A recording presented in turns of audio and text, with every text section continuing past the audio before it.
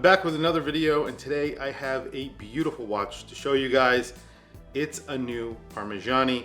It's the Tonda. However, this time they are doing it in two-tone with a beautiful blue dial. I have one hands-on to show you guys. This is being released today. I will be one of the first videos to feature it here on YouTube. So let's take a hands-on look at Parmigiani's latest release. I feature a lot of Parmigiani here on my channel because I love the brand. I do want to own a Parmigiani sometime in the future. They're pretty expensive, obviously, so it will take a little bit of negotiating with my watch collection to own one, but I will own one day, and I think I will own a Tonda because I just love the look of this watch. I think it's one of the best looking sports watches that you can get from a very high-end brand. This is a new edition of their Tonda. This is a two-tone version, so you are getting a red gold and stainless steel case. The bezel and the links that you see on the bracelet and the crown, those are in rose gold. Also, you're getting rose gold hands and indices and their logo. That's also in rose gold. So essentially, that's all the rose gold except for the rotor on the back. Of course, you're getting a gold rotor as well. That's everything that you can see when it's on your wrist. This is a very straightforward design. It is not flashy, even though it is two-tone. This is definitely not a flashy watch. You have their trademark bezel here, which has that coin edge. There is a little bit of polish in that bezel, and there's a little bit of polish on the bracelet. Basically, two thick lines of polish that go down the entire case side and down the bracelet. But as it goes down that bracelet, it becomes less and less polished because the bracelet does taper a lot from the top of the lugs all the way to the clasp. And it looks very elegant. Whenever I talk about Parmigiani, I talk about how elegant these watches look, and I'm going to do plenty of B-roll and macro video of this watch so you could see what I'm talking about. It's the details in watches like this that make them so special. You get a micro-rotor movement inside. This is a very thin watch at 7 millimeters. It's around a 39 millimeter watch, and then you have a lug-to-lug of around 50 millimeters. So it is a very long lug-to-lug. That makes it wear larger than its 39 millimeters. I would say this wears like a 40 millimeter watch. I wouldn't say it wears much bigger than that. One of the reasons is because they put a very small crown on here.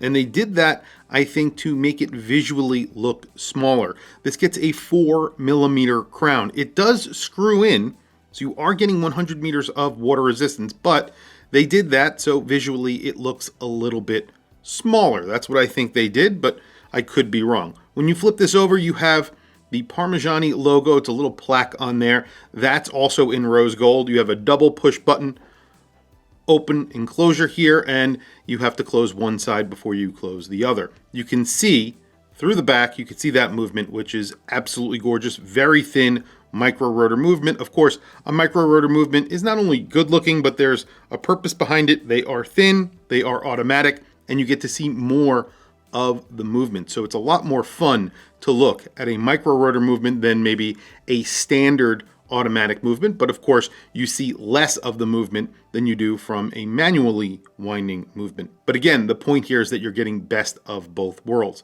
The dial is textured like you get on all Parmigiani Tondas, basically all of them. And this is a bluish color. They've used this blue in other models. It looks really different against this gold and silver or stainless steel tone background. So definitely a very, very handsome watch. On my wrist today, I have another watch that I would say is understated luxury as well, although maybe I don't think everybody would agree with that because this is an Urwerk, but a lot of people don't know what this is. It's in white gold. It's a very heavy watch, and it's also a very expensive watch like the Parmigiani that we're looking at today, but no one knows what this is. This is for people who know. And that's kind of what Parmigiani is. You know if you know. And there is the Parmigiani on my 7.5-inch wrist. Like I was saying, this does wear slightly larger than its dimensions because you do have that 39mm case and that 50mm lug to lug. So you do have female end links, but they don't act like female end links. So you end up getting an effective lug to lug of around 50mm. It is smaller at the case, but that's what I would say it wears like. It wears like a 50mm watch. If you have a small wrist, this might be a problem. I recommend getting this on a strap, but if you like it on the bracelet and you have a small wrist, definitely try these on because they are extremely comfortable and they're very thin. So it's definitely worth trying on if you find these attractive. They also make a smaller version, a 36mm version.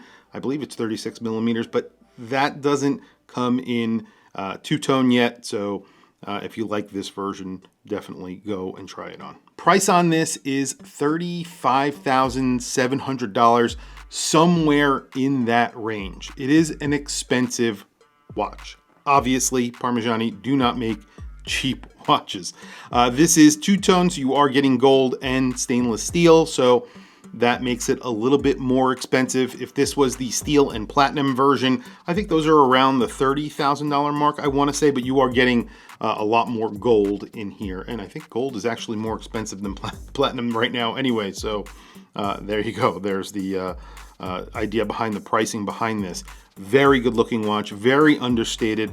A lot of people call this quiet luxury, and I've called it quiet luxury in the past. I definitely agree with that. This is a watch that if you are wearing it, specifically in the stainless steel platinum versions, because those look even more understated, this is a little bit more, in your face because it has gold on it, but these are under the radar. They are not an AP. They're not a Patek Philippe or even a Vacheron. When you look at this, if you know about watches, you're going to know about Parmigiani. If you don't, you definitely have never heard of Parmigiani, and that's kind of a cool thing for a lot of people, specifically people like myself, someone who wears an Urwerk.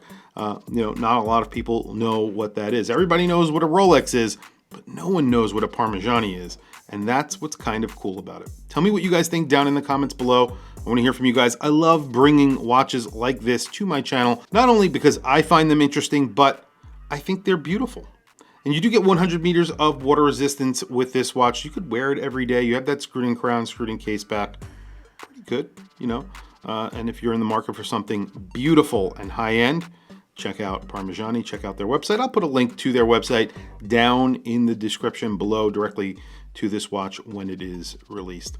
Anyway, guys, tell me what you think of this watch down in the description. Please don't forget to like, subscribe, hit that bell icon. It is super helpful for the channel, and I very much appreciate it. Thanks for logging on. Thanks for watching this video. I will catch you guys in the next